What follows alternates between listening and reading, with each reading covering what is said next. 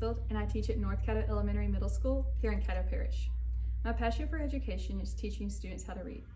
Having taught different grades like kindergarten, 4th grade, severe profound special education, and currently 2nd grade, I believe that all students are capable of reading.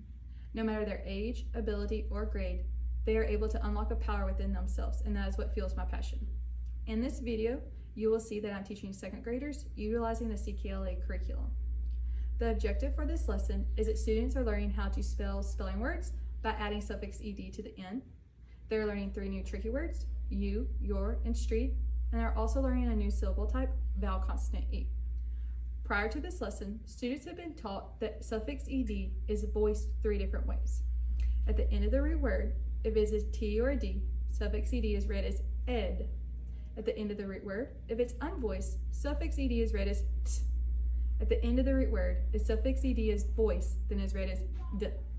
Students have also been taught to segment a word by unblending it by holding up a finger for each sound, drawing a line for each sound, and writing the corresponding letter on top of those lines. This connects to the overall goal of students being able to know and apply grade level phonics and recognize irregularly spelled words. Some important information about my class is I have 1 English language learner and I have 2 special education inclusion students. I use a tactile hands-on approach and it best serves their needs. Some adaptations that I have is that other having a hands-on approach for my students with needs, I believe that all students should have something in their hands at all times. This creates a multi-sensory approach to be able to learn. I have also small groups, and my small groups are based on their data, which their data is driven by their DIPLs, so that I can better serve each group as I am pulling them. Also, one last thing that I have as an adaptation is that I teach students how to code. So if it's a closed syllable, the students are taught that a vowel and a closed syllable is short, code that vowel with a brief. The students are taught if it's an open syllable, the vowel is long, code it with a macron. And today you will see that the students are taught with a vowel consonant E pattern. The E is silent, the vowel is long, code it with a macron.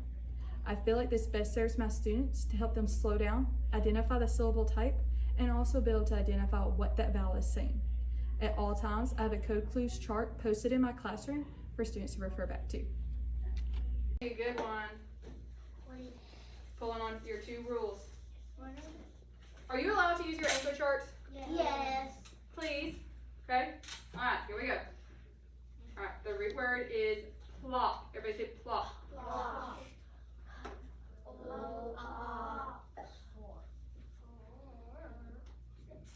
Alright, first sound is p. What is that? P. Oh wait, don't do that yet. Hey, don't do that yet. Okay.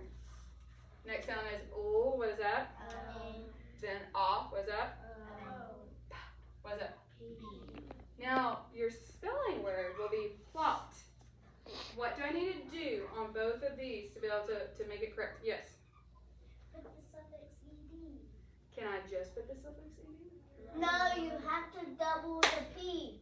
Man, rocking it. Because there's only 1 constant right now, I have to double the P, and then I can add my suffix ed. Now, why is suffix ed saying t? Because our p is unvoiced.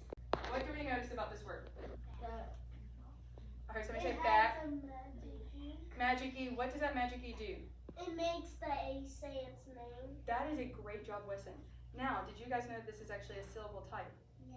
You did? Okay, well that's even better. So what we're going to call this is we're going to call it a vowel consonant E. And the way I would do this is this a vowel or consonant? Vowel. Vowel or consonant? Consonant. Vowel or consonant? Or sorry, vowel or consonant? Vowel. Very good, but it is actually our E. Okay.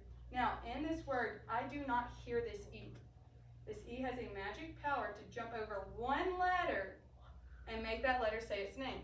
If that letter is saying its name, is that a short vowel sound or a long vowel sound? Long. So I will code it with a. Good job, guys. So, yes. I just realized that after you say the name, you can hear the A. Yes. So the vowel is saying its name. That makes it a long vowel sound. Very good job. So on my code, wait, would I say a or am I going to say its name? A. Very good job. Everybody say good job, Winston. Good job, Weston. So the way I'm going to put this on my code clues is I'm going to have vowel, consonant E. E is silent.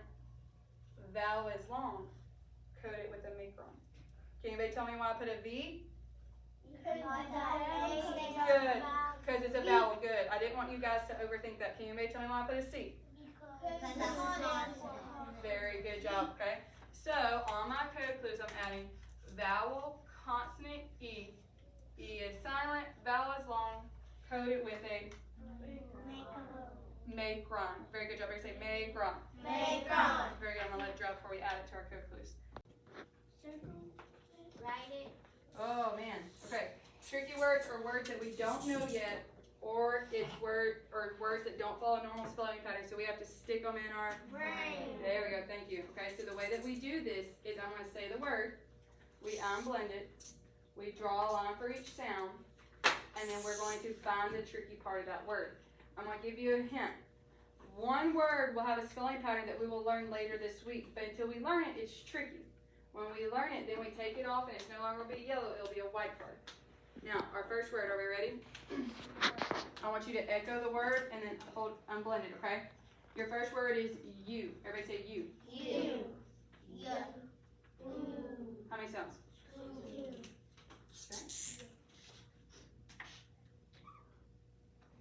Okay.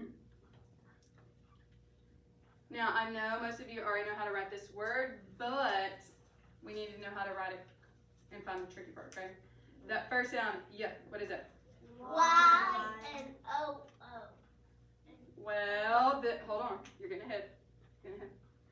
The next sound is ooh, okay? Remember, Lucas, it's only two sounds, so we should only have two lines.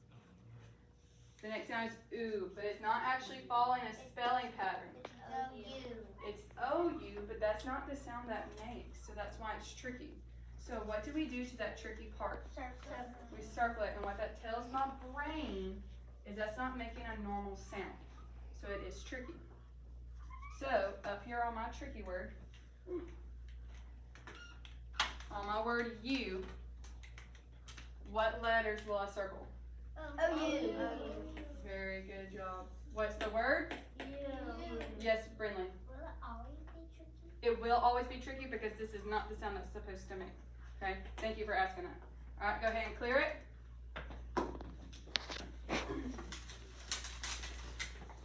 All right, next one, pretty similar. Remember, echo, unblend, only, I know you guys know some of these words, so your brain's thinking an overload. Only draw a line for each sound, okay? Everybody say your. Your. Very good, how many lines? 2.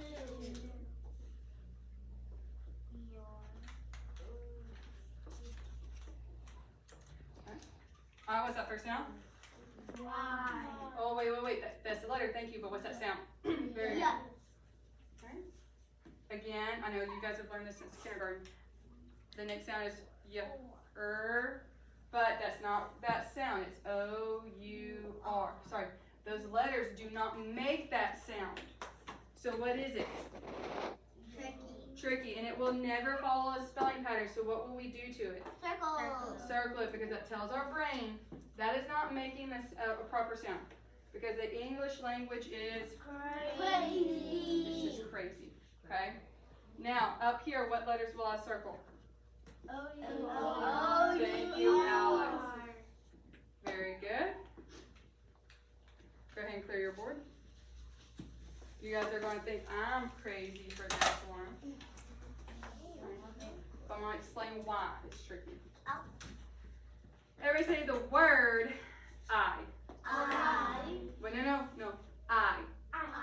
How many sounds is that? Okay, just one. Now, I know you guys know this. What letter is that?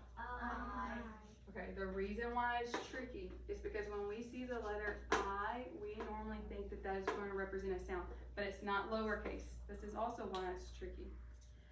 When I is a word by itself, it will always be uppercase. It will always be capitalized because it is talking about somebody. I like ice, or talking about ownership. I like ice cream. I do not like snakes. This letter I is being used as a word, and when it's used as a word, it has to be capitalized. When you guys see this on test, the way the font is that it'll look like this.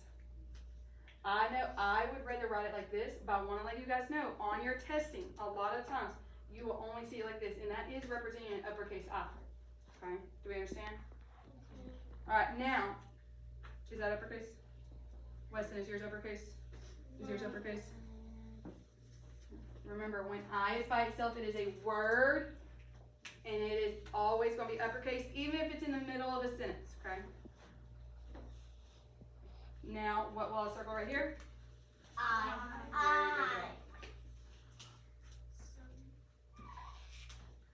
All right, last one. We will learn this spelling pattern. This is a spelling pattern. We will learn it later this week. We will have a code for it, but until then, it's going to be tricky because it hasn't been taught yet. Okay. Let's get our boards cleared. Markers down, so I want to see your fingers ready to unblend. Okay. And I'm going to really try to pronounce this because we're from the South and we drag our sounds a lot. I'm going to really try to pronounce this so you can hear all the sounds in it. Everybody say street. Street. Unblend it. E. How many sounds? 5.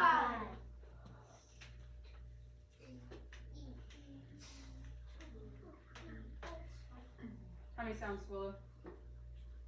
So how many lines are you going to draw? Good. Alright, what's that first sound? Wait. Thank you, Nova. She heard me. What's that first sound? What letter is that? Good. Next sound.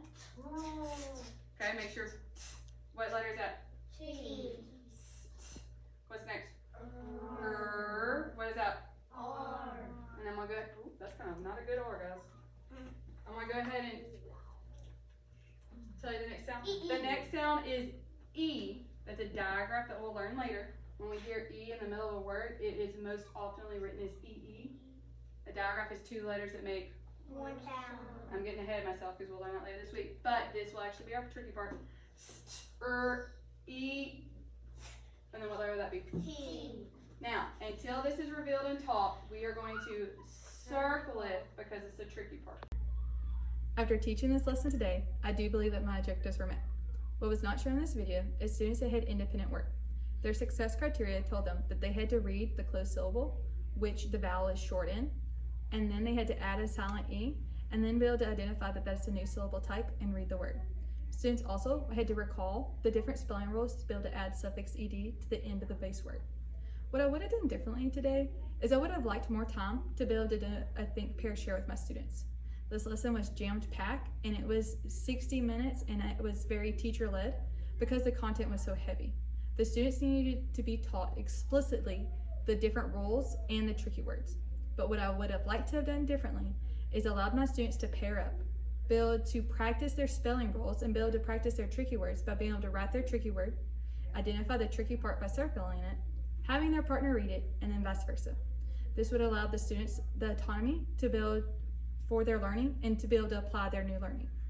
What happened after this lesson is for my students who did not retain these skills as well because it was so fast-paced and so fast-moving that the students were then later pulled into small groups later on this week to be able to solidify their skills in those areas that they were weaker in.